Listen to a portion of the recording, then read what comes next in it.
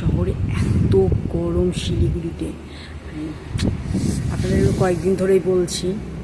তো একটুখানি আধা ঘন্টা দূরেই হচ্ছে আমাদের শিলিগুড়ি থেকে পাহাড় শুরু হয়ে যায়। তো রোহিণী পেরিয়ে একটুখানি এসে উপরে এসে এখানে ভাবছি একটু চা খাবো, জাস্ট একটু গরম মানে থেকে এসে ঠান্ডা ঠান্ডা হাওয়াটা উপভোগ করব আর চা খাবো।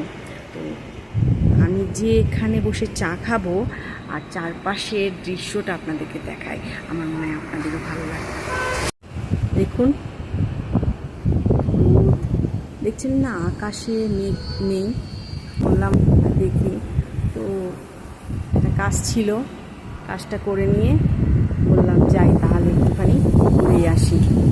তো এই একটু করে নিলাম, একটু চা খেয়ে নিয়ে তারপর চলে যাব। এই রাস্তা দিয়েই দার্জিলিং যাওয়া হয়, মানে কার্শিয়াং থেকে দার্জিলিং। যারা পাহাড় প্রেমী দার্জিলিং যান তাদের খুব পরিচিত এই রাস্তাটি। আমি এখানটাতে প্রায় আসি, যেহেতু খুব কাছে, একটু চা খেতে বা ওয়াই খেতে।